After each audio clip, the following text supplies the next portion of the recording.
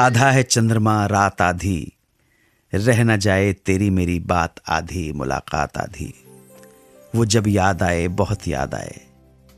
इन गानों को याद करते ही एक मोहक और खूबसूरत चेहरा भी जहन में उतर जाता है। ये चेहरा माइथोलॉजिकल, हिस्टोरिकल और फैंटेसी फिल्मों के जाने माने अभिनेता महिपाल का चेहरा। महिपाल का पूरा नाम महिपाल भंडारी था। उनका जन्म 24 नवंबर 1919 को राजस्थान के जोधपुर में हुआ था। जोधपुर से ही इन्होंने बीए पास किया। कॉलेज के दौरान ही महिपाल नाटकों में अभिनय करने लगे और मैगजीन्स में कविताएं भी लिखने लगे। बात 1942 की है। संगीतकार और निर्देशक जेपी कपूर जोधपुर आए। वो हिंदी और राजस्थानी भाषा में एक फिल्म बना रहे थे। फिल्म का नाम था नजराना। ये राजस्थानी में बनने वाली पहली फिल्म थी। इस फिल्म के लिए उन्हें नए कलाकारों की तलाश थी और इसी सिलसिले में उनकी मुलाकात हुई महिपाल से। महिपाल की पर्सनालिटी को देखकर जेपी कपूर ने तुरंत उन्हें फिल्म नजराना के लिए सेलेक्ट कर लिया।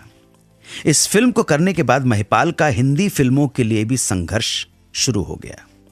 वो बंबई आ गए, जहां काम मिलना और गुजर बसर करना बहुत मुश्किल होता है। महिपाल के साथ भी यही हुआ।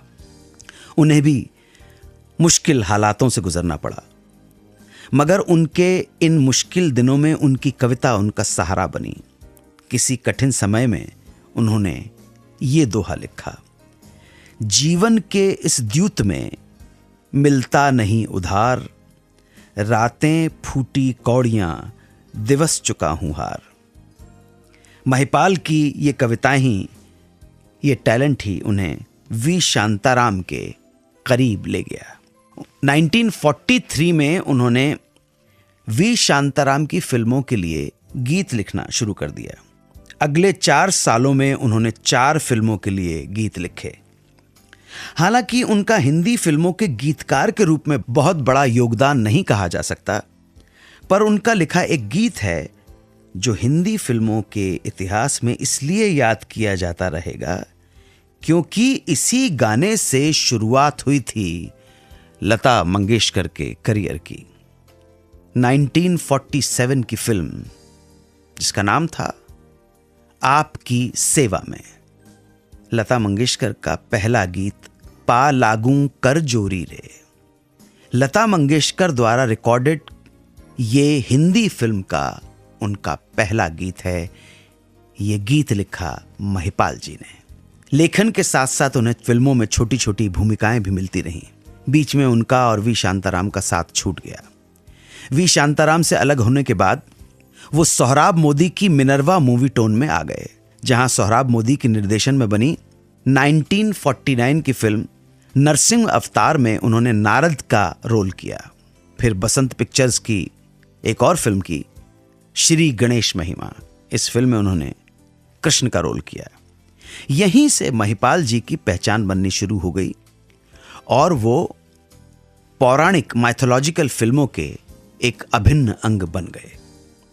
1959 में आकर वो फिर एक बार वी शांताराम जी से जुड़े और इस बार नवरंग में उन्हें मेन रोल मिल गया। इसके साथ साथ ही वो फैंटेसी फिल्मों में भी काम करने लगे। अलिफ लैला, अरेबियन नाइट्स या सहस्त्र रजनी।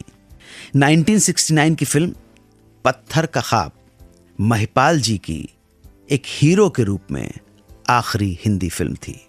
महिपाल जी ने हिंदी और राजस्थानी फिल्मों के अलावा कुछ गुजराती, मराठी और असमिया फिल्मों में भी अभिनय किया।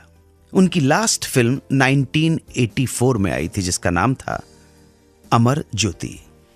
15 मई 2005 को हार्ट अटैक की वजह से महिपाल जी का निधन हो गया। अभिनेत्री शबाना आजमी को कैसे मिला उनका नाम शबाना, बताऊंगा वापस लौटकर। आप सुनते रहें सुहाना सफर विद अनु कपूर, सिर्फ 92.7 बिग एफएम पर। सुनते रहिए रेडियो का number 1 show Suhana Safar with Anu Kapoor, सिर्फ 92.7 बिग एफएम पर।